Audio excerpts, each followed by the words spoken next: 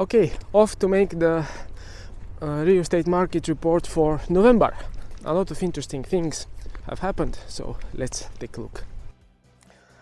Hello my friends, we are starting with the real estate overview for Tallinn and Estonia for November 2022.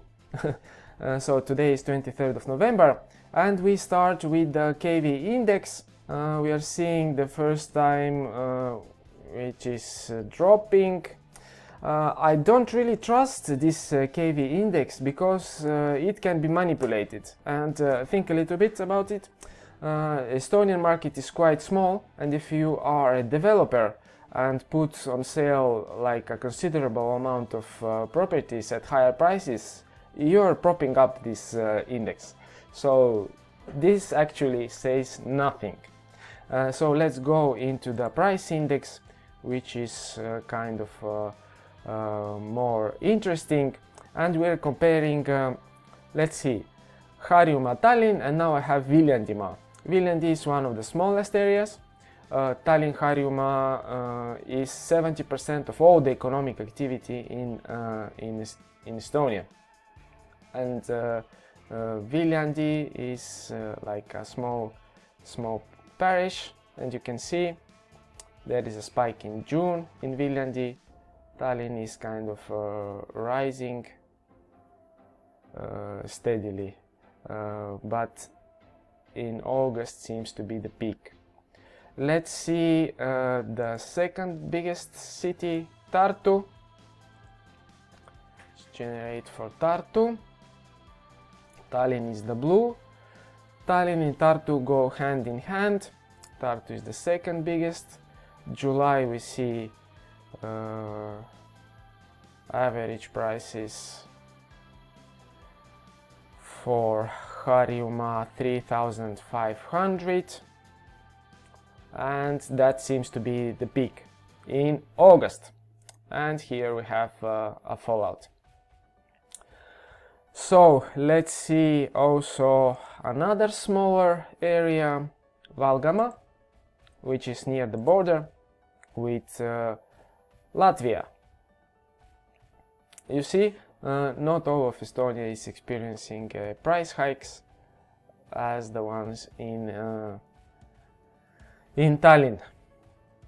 And if you can, let's also look into Ida-Virumaa, which is next to our border with Russia. So no surprise there. February we see a spike. I don't know, maybe a bigger transaction of a new development, but then the prices go back to where they were more or less, with a very small growth. Obviously the pricing of the real estate is connected to jobs. Ida-Virumaa is losing in this context. So let's go into the different areas, Harjumaa, Tallinn, and let's look into Vanalinn. What do we see in Vanalinn? So Old Town 5,000, Harjumaa 5,000 in the Old Town in July 2022, which is decreasing. This might be due to some bigger project during July, and if you buy in the Old Town, it actually makes sense to buy in a newer building, because then it makes the property really unique and usable. For example, it's very unique in the Old Town to have an elevator, a good heating system, electricity system, and quick internet. But if you have like a 15th century house with wood burning heating and electricity heating, then that's kind of plentiful. So consider this, and maybe not that many people are attracted to the Old Town anymore, and you can find quite good buying opportunities in the Old Town. We're even selling one good apartment which is built in the 1980s. You can look into the link over there. It has windows on all sides. Take a look, and if interested, contact me. So that's Old Town. Let's look in the other areas. Kesklinn is city center. City center, stable growth here. September, October, 4,000. Okay, I don't know why, but maybe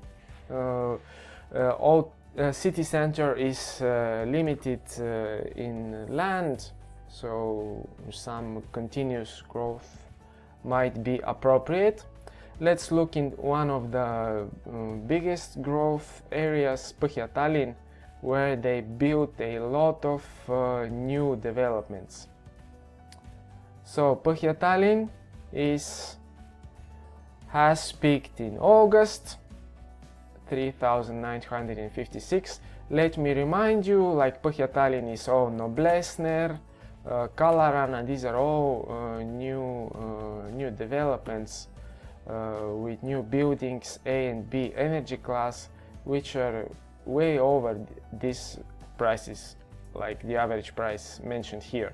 So that brings the average up, but after that we see a decline, because obviously the people from the older buildings have been also putting their properties into the market, and there we see a decrease. I don't see the reason why Põhja Tallinn should have a continuous increase, because it's a big peninsula. Let's take a look. I have a map here. It is not a small area. It's all of this.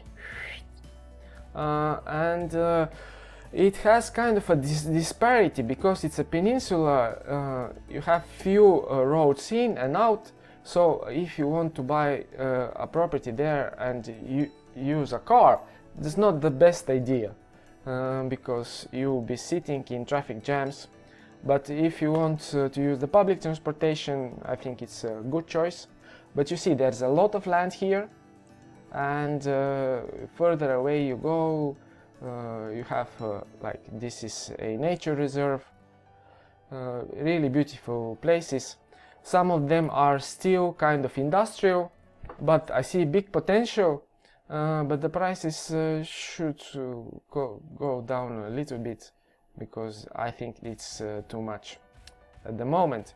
But a lot of new interesting projects in Põhja Tallinn. And let's see Haabersti. Haabersti is quite interesting, because there are quite a lot of with a good energy markings properties there.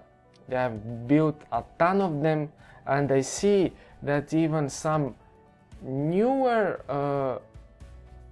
projects can have a lower prices compared to like half a year ago, because obviously they need selling. And what do we see here? The price maybe have peaked in August, little dip, and this increase in October can be due to the fact that some of the contracts were signed half a year ago or a year ago, and they are going to notary only when they finish the building. So they just finished a huge bunch of them, and that's why they went to notary. So this price increase can be due to like other price increases in the beginning of the year. So but that's it. Let's look also into one of our real requests, which came this morning. It is translated from Estonian. So, hello, I'm looking for a nice cozy home, a good condition. Ideally the home would be in a logistically good location, but in a quiet corner of the middle of the city. Yes, mission impossible. quiet but in the middle of the city. Good luck with that, but maybe there are some, but it depends on the price. Small utility costs.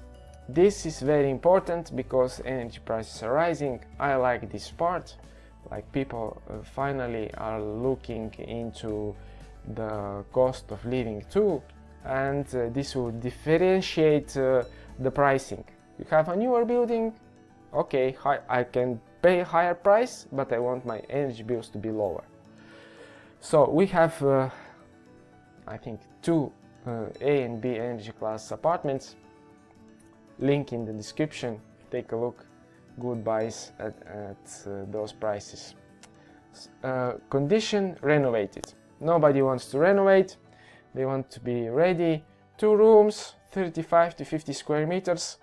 Nobody wants to live in a small box. So forget those below 30, like 12 and 14 square meters apartments.